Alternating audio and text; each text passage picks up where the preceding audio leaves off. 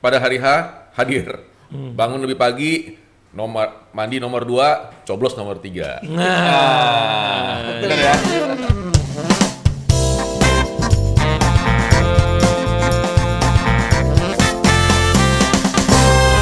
Halo Sobat Indo Prime, kita bertemu kembali dalam acara podcast Indo Prime yang pastinya selalu menghadirkan informasi yang eksklusif, menarik, dan yang sangat inspiratif. Di episode kali ini kita akan bahas tentang kecurangan pemilu yang sering terjadi. Kami telah menghadirkan narasumber kita yaitu Bapak Pierre Senjaya dan Bapak Surya selaku tim TPD DKI Paslon Capres dan Cawapres nomor 03 dan Pak Pierre Senjaya selaku Ketua Umum Corong Ganjar. Oleh karena itu kita nanti akan bersama saksikan dan ikuti acara ini hingga selesai nanti. Terima kasih, kita bersama-sama akan menyambut dan menyapa para narasumber kita. Kembali kita bersama Pak Surya dan Pak Pierre bahwa siang hari ini kita akan membahas tentang kecurangan yang sering terjadi di dalam pemilu. Oleh karena itu barangkali apakah ada yang bisa disampaikan tentang hari pencoblosan sebentar lagi, yaitu kan Rabu tanggal 14 Februari 2024. Apa saja sih yang perlu dipersiapkan oleh para khalayak, tentunya para pendukung kita. Silakan. Iya, memang ini berbicara potensi kecurangan ya, sebenarnya ya Pak ya. Jadi berbicara potensi kecurangan pemilu, memang banyak sekali ya potensi kecurangan yang terjadi, yang bisa saja terjadi berdasarkan pemilu-pemilu dan juga berdasarkan aturan hukum dan juga pelaksanaan pemilu ya. Gitu. Yang pertama tentu sebenarnya yang paling berbahaya kecurangan itu ada di manipulasi suara Pak. Jadi jangan sampai pasangan calon yang kita dukung suaranya itu dimanipulasi dalam artian tidak sesuai dengan seperti apa yang diinginkan oleh masyarakat. Nah, jangan sampai suaranya itu dikurang-kurangi. Betul sekali. Nah, itu Kalau ditambah-tambahin boleh. Ya, itu yang paling berbahaya, jangan sampai dikurang-kurangi suaranya. Itu biasanya terjadinya di TPS atau? Benar. Ya, jadi mulai dari tingkatan paling awal ya Pak ya. Jadi kan KPU itu yang pertama ada KPU nasional RI, terus ada KPU provinsi, KPU kabupaten kota gitu ya. Lalu juga ada PPK, PPS, terakhir itu KPPS yang bertugas untuk menjaga di TPS. Nah, mulai dari awal, mulai dari TPS gitu ya, dari tim KPPS ini kita perlu harus sama-sama waspadai. Nah, misalnya nih contoh yang sering terjadi, yang sering dikeluhkan oleh masyarakat. Atau kita khawatirkan, khawatirkan sering terjadi. Iya, yang dikhawatirkan masyarakat dan jangan sampai terjadi gitu ya Pak. Yang pertama itu jangan sampai apa yang tertulis di C1, jadi kan nanti direkap dalam form C1 itu tidak sesuai dengan apa yang ada di dalam kotak suara. Nah, jadi misalnya di dalam kotak suara itu dicoblos misalnya paslon A10, paslon B5, paslon C30.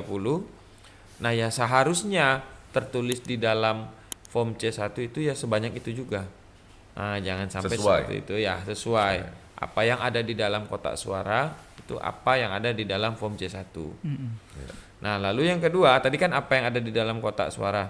Terus juga jangan sampai apa yang ada di dalam kotak suara itu tadi, surat suara itu orang yang nggak ada tapi surat suaranya dipakai, dicoblos begitu. Jadi misalnya dalam satu TPS sebenarnya yang nyoblos di TPS itu cuman ada 100 orang gitu. Nah, tapi kemudian yang ketika dibuka kotak suara yang terpakai surat suaranya 1000. Misalnya begitu kan. 1000 ada batasannya. Kan contoh. Biasanya kalau kecurangan di TPS itu terjadi biasanya sih tipis-tipis gitu. Jadi kalau tadi Bro Surya katakan 100 ya, yang hadir sebenarnya di hari tersebut untuk memilih dan mencoblos kemudian divalidasi KTP-nya itu 100, tetapi ketika kotak suara dibuka biasanya terjadi penggabungan 30%. Bisa jadi 130 ya kan. Nah, biasanya petugas TPS itu yang memang juga mereka di sana dikhawatirkan untuk ada permainan. Caranya mereka bagaimana? Mereka sudah tahu nih Pak Cocok. Mereka sudah tahu yang sebenarnya tidak hadir ini kira-kira berapa orang. Nah, itu surat suara itu yang dipersiapkan. Jadi orang yang tidak hadir tapi suaranya dipakai. Makanya kita menghimbau nih kepada sahabat Indoprime, kepada teman-teman generasi muda, ya kan, 14 Februari ya memang wajib hadir. Sebagai apa? Tugas kita sebagai warga negara. Ini tugas kita yang paling utama nih. Ya, gitu. Jadi apa? Jangan selalu menuntut apa yang negara harus berikan kepada kita, tapi apa yang kita bisa juga kontribusi kepada negara. Paling sederhana adalah pada hari H hadir. Bangun lebih pagi, mandi nomor 2, coblos nomor 3. Betul ya? Iya, betul. Bro Surya. Iya. Nah, terutama kembali ke tadi itu Ketumpiar itu di daerah-daerah terpencil. Khususnya terpencil ya. Khususnya daerah terpencil. Yang pengawasannya kurang. Iya, jadi itu memang terbatas banget ya. Misalnya seharusnya memilih di TPS itu misalnya cuma 30 begitu kan. Iya. Dan itu jauh-jauh kan. Jaraknya jauh-jauh. Jadi akhirnya yang memilih cuma 5 atau 6 orang. Tapi begitu dibuka kotak suara, kok milih semua, milih semua begitu kan? Milih semua itu yang kalau kayak di Jakarta ini kan banyak mata ya, teknologi ada sudah. saksi dihadirkan ya. Tapi catatan loh Bro Surya, banyak mata aja masih bisa dilakukan kecurangan. Apalagi yang jarang matanya, yang sedikit yang mengawasi. Nah itu berbahaya Pak. Jadi tadi selain ditambahkan gitu kan, maksudnya dimanfaatkan ya orang yang tidak memilih itu. Terus yang kedua tadi itu berbeda antara apa yang ada di dalam kotak suara dengan apa yang ada di C1. Nah, terus selanjutnya kadang apa yang sudah dihimpun dari C1 misalnya ada di Jakarta misalnya ada 1000 TPS begitu ya. Nah, C1 di 1000 TPS ini ketika dijumlahkan itu berbeda hasilnya, Pak. Misalnya ada satu paslon gitu kan di TPS A suaranya 10, di TPS B suaranya 10, di TPS C suaranya 10 kan jadinya 30 tuh seharusnya ketika dihimpun form C1-nya. Tapi ketika dihimpun suaranya jadi 15. 10 tambah 10 tambah 10 jadinya 15 bukan jadi 30. Nah, itu juga berbahaya. Makanya kita harus sama-sama waspada tuh di situ. Ini berbicara potensi ya, Pak. Tadi yang pertama jangan sampai isi kotak suara itu berbeda dengan ada yang di form C1, terus juga jangan sampai isi kotak suara tadi tidak mencerminkan masyarakat yang memilih gitu kan. Jangan ditambah-tambahkan gitu kan. Terus yang ketiga tadi hati-hati form C1 ketika diakumulasi gitu kan, baik di tingkat PPK, PPS ataupun kabupaten kota berubah hasilnya. Nah, itu yang sering terjadi. Itu yang perlu sama-sama kita waspadai. Kita jaga dan kita waspadai. Nah, ada lagi yang lebih bahaya lagi Pak potensinya ini. Jangan-jangan nanti setelah sebenarnya pas nih apa yang ada di kotak suara itu sesuai dengan apa yang ada di C1 dan jumlah masyarakat yang memilih dengan jumlah surat suara juga pas. Nah, ketika diakumulasi juga sebenarnya baik-baik saja, tapi kemudian ketika masuk ke tahap berikutnya surat suaranya malah dirusak. Sehingga mau tidak mau harus diadakan pemilihan ulang. Ini berbahaya. Nah, surat suara tuh banyak sebenarnya macamnya. Jadi kita juga ketika kita melihat surat suara kita rusak, ya teman-teman nih generasi muda pada khususnya jangan panik, ya langsung kita angkat, kita katakan sampaikan pada ke petugas bahwa ini surat suaranya rusak. Ya kan sebelum dilakukan pencoblosan. Nah, rusak tuh kalau terutama belakangan isunya tuh kan banyak sekali. Surat suara yang sudah dicoblos, surat suara yang bahkan sampai terakhir itu tertukar, ya kan. Jadi 01, 02, 03 tetapi posisi wajahnya tertukar, gitu. 03 di 01 tapi 02-nya tetap, ya kan seperti itu. Nah ini hati-hati juga nih, ya teman-teman khususnya para pemilih muda, gitu ya. Kenapa? Karena kalau misalkan nanti pasangannya wajahnya salah, tertukar atau surat suaranya rusak, itu jadinya tidak bisa digunakan loh, dan tidak bisa dihitung, tidak sah. Ini kan harus jadi perhatian. Jadi jangan sampai kita sudah menunaikan tugas kita, hadir dan seterusnya, tetapi ketika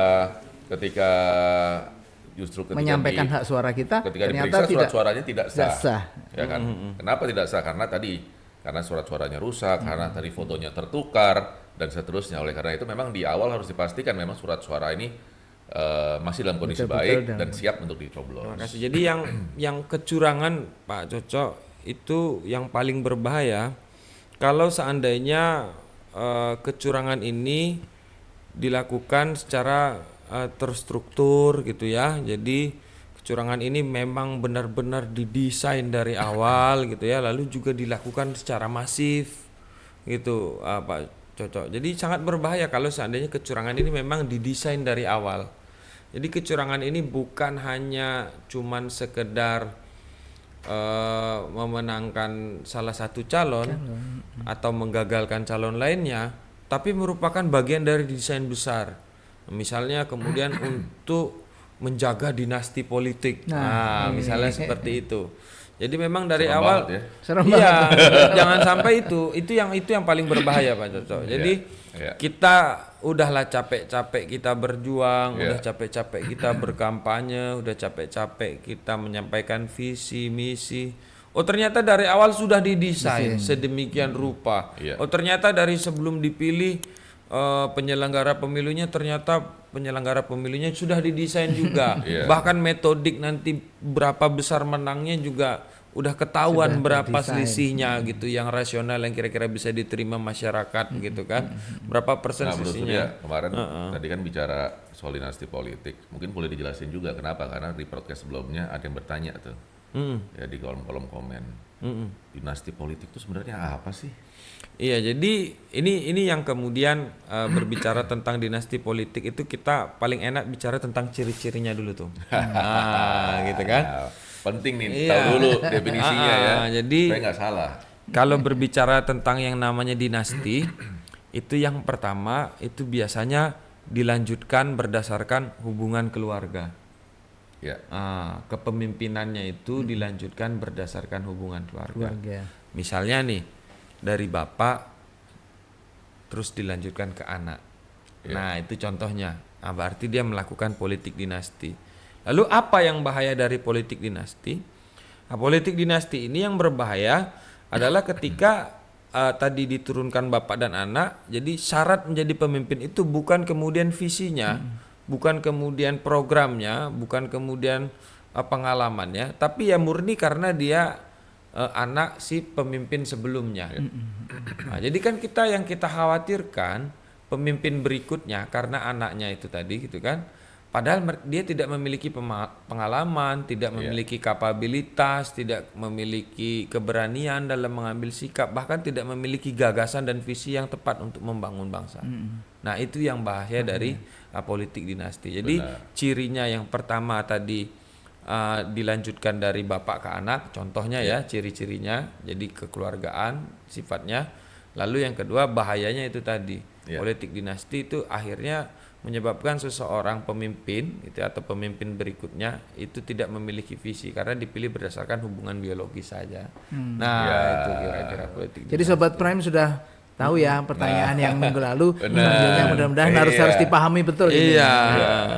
Jadi kalau di game itu ada dinasti warrior gitu ya, yang populer itu di anak-anak muda gitu kan, bukan berarti dinasti warrior itu berbicara politik dinasti itu bicara tentang perang-perang antar kerajaan, bukan.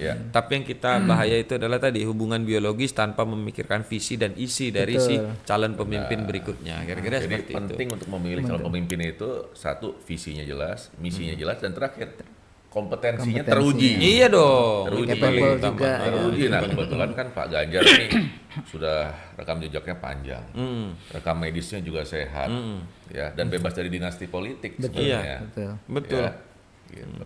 Jadi Pak Ganjar menjadi calon presiden itu bukan karena presiden sebelumnya itu bapaknya Pak Ganjar, bukan begitu. Ada hubungannya. Ada hubungannya.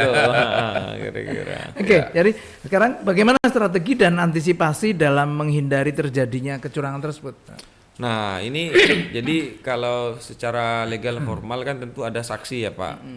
Ada saksi partai. Di setiap TPS dihadirkan TPS itu ada saksi partai, terus juga ada saksi calon ya, saksi eksekutifnya gitu kan. Ada saksi untuk legislatif gitu ya. Nah, terus juga ada pengawas segala macam itu kan secara legal formal. Nah, tapi yang ingin saya sampaikan kali ini yang paling utama adalah masyarakat. Peran serta warga. Peran serta masyarakat. Kenapa? Karena suara yang dihitung di dalam kotak suara itu nanti adalah suara masyarakat itu sendiri. Bukan cuman suara saksi, bukan cuman suara penyelenggara, tapi suara masyarakat. Nah, kalau masyarakat sudah sama-sama sadar betapa bahayanya dan betapa kita harus waspada atas kecurangan pemilu ini, maka kemungkinan besar demokrasi di Indonesia bisa menghasilkan pemimpin yang terbaik. Nah, saya tambahkan juga nih Pak Coco, peran warga setempat itu akan menjadi sangat vital, sangat penting. Kenapa? Karena warga setempat itu yang mengenali, ya betul. pada saat mencoblos, oh ya ini orangnya bener nggak dari lingkungan Iya. saya, Iya, bener nggak nih tetangga saya, iya. gitu. Nah, apa yang kita khawatirkan akan terjadi seperti pemilu-pemilu sebelumnya, ini yang kita khawatirkan nih pemilunya presiden loh. Pemilihan kepala desa aja bisa berantem ya, bisa curang. Makanya kita sebagai warga setempat itu punya kewajiban untuk berkontribusi, berperan aktif untuk mengawasi jalannya pada saat proses pemilihan di 14 Februari. Betul Ya, sekali. kenapa? Yang dulu-dulu nih 5 tahun lalu terjadi, 10 tahun lalu terjadi itu adalah muncul beberapa orang yang bisa mereka memilih di beberapa tempat gitu ya, jadi itu bahasa kerennya apa tuh, calo lah ya. Iya. Gitu, calo buat nyoblos gitu. Jadi satu orang tuh dia bisa berputar-putar karena dia bawa surat nih, saya surat untuk pindah gitu. Jadi artinya harus divalidasi ya, dan pastikan juga setelah kita melihat oh ya benar, misalkan dia benar pindah dari tempat lain, kita perhatikan juga jarinya, kan memang sudah pasti bahwa jari kelingking itu kalau kita sudah mencoblos dicelupkan tinta. Jadi artinya kalau jarinya sudah dicelupkan ya kan, tadi saya bilang ini kan calo nih, ya calo untuk nyoblos ya. Jarinya kalau mereka jarinya udah kena tinta ya kita bilang oh nggak bisa, maaf, berarti bapak sudah melakukan pencoblosan di TPS lainnya. Nah ini yang paling sering terjadi. Terus jangan takut juga dengan adanya intimidasi. Biasanya di setiap TPS akan dikawal oleh TNI dan Polri. Ya, jadi kalau ada intimidasi, yang datang serem nih, preman. 7 orang, 8 orang badannya gede-gede, gondrong-gondrong, serem-serem gitu ya. Ya kita nggak berani juga nih, jangan takut kita. Ya pasti ada TNI dan Polri yang akan mengawal setiap TPS. Ya, jadi kita lawan mereka kalau memang mereka terbukti sudah pernah melakukan pencoblosan, jarinya sudah terkena tinta, ya kan, dan bukan orang setempat, mencurigakan. Nah ini kita harus lakukan tindakan lawan, untuk tindakan. Iya, udah pasti itu orang-orang curang lah, calo-calo yang untuk mencoblos suara-suara ini. Ya seperti itu. Jadi ini hal-hal yang mungkin kita harus bersama-sama kita jaga nih di setiap TPS. Jadi memang kita hadir, kita lakukan pencoblosan, kemudian kita juga melakukan pengawasan, dan yang paling penting pada saat pembacaan nih. Ya, nah kita kan juga tahu tadi dikatakan juga sama Bro Surya bahwa kalau misalkan dibacakan harus yang hadir 100, kenapa kok tiba-tiba di papan ditulis 130 ya. Padahal kita tahu bahwa yang 30 orang lagi itu tidak hadir. Ini harus kita pertanyakan. Ya. Kenapa kok bisa sih terjadi hal seperti itu? Kan sudah jelas-jelas orang 30 orang ini tidak ada. Kok bisa suaranya muncul? Nah, ini kecurangan-kecurangan pemilu yang sebenarnya basic banget ya, simple, sederhana, tetapi sering terjadi. Masih berulang-ulang di setiap TPS, di setiap pesta demokrasi ini terjadi terus. Ya, dan ini kita harus pertanyakan dan harus kita koreksi. Betul sekali. Jangan sampai ya tadi kekhawatiran gitu itu menjadi kenyataan gitu kan, itu jangan sampai terjadi. Nah, terus juga memang ada upaya yang sangat berat ya ketika kita ingin membuktikan kecurangan yang bersifat istilahnya itu TSM ya Pak ya, terstruktur, sistematis dan masif. Nah, itu kan memang jadi kita beberapa waktu yang lalu dari tim pemenangan daerah itu kan diundang oleh tim pemenangan nasional untuk berbicara tentang landasan aturan hukum gitu. Memang akan sangat sulit membuktikan gitu ya, apabila kecurangan ini terjadi secara terstruktur, sistematis dan masif, itu akan sangat sulit dalam ranah hukum untuk membuktikan hal tersebut. Tapi yang paling penting adalah masyarakat menyadari bahwa ini benar-benar terjadi kecurangan, bahwa ini kemudian dirasakan oleh masyarakat. Karena gerakan people power gitu ya. Nah, kadang cenderung lebih bisa memberikan efek jera gitu ya, cenderung bisa memberikan perubahan bagi bangsa dan negara ini. Kalau memang dirasa memang benar-benar terjadi kecurangan itu di mana-mana, jangan takut untuk bersuara. Kalau memang intimidasi itu terjadi dan dirasakan di mana-mana, jangan takut untuk melawan. Itu loh maksudnya yang paling penting, Pak. Percuma saja kita berbicara tentang teori demokrasi A, teori demokrasi B, mencoba metodik demokrasi A, demokrasi B. Kalau kemudian kita sendiri untuk melawan ketidakadilan, kecurangan itu tidak ada keberanian. Nah, kira-kira kan seperti itu. Nah, maka sahabat Indoprime jangan ragu-ragu ketika Anda datang juga harus menjadi saksi ya ketika. Betul. Walaupun saksinya saksi umum ya, berarti bukan saksi resmi. Independen lah, independen. Dan juga tolak politik uang. Iya, Ya itu kan? paling penting. Kalau yang dari paslon tetangga kita bilang kalau ada yang ngasih uang terima aja, tapi coblosnya 03 gitu ya misalkan. Kalau kita enggak, kita tidak ada politik uang ya, supaya tidak terjadi kerancuan, tidak terjadi blunder-blunder.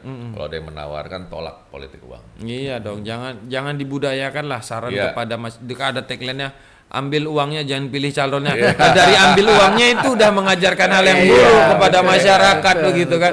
Ini sekalian kita tolak lah uangnya sekalian. Iya. Ini sebenarnya satu bentuk indikasi untuk Benar. Tetangga sama tetangga bisa berantem kenapa? Kalau kemarin udah terima uang ya tapi nggak coblos. Nggak coblos ini berantem akhirnya. Ya sekalian jangan diterima lah uangnya. Iya, benar. Gitu kan. Karena dari hal ini kira-kira langkah-langkah apa sih yang dilakukan bila ditemukan kecurangan-kecurangan seperti iya, itu? iya, jadi yang pertama yang bisa kita lakukan yang pertama itu kita harus merekam terlebih dahulu, Pak. Iya, benar. Kalau Merekam. istilah hukumnya mengumpulkan barang bukti. Barbuk. Jadi barang buktinya itu bisa berupa rekaman percakapan, bisa berupa foto, bisa berupa video.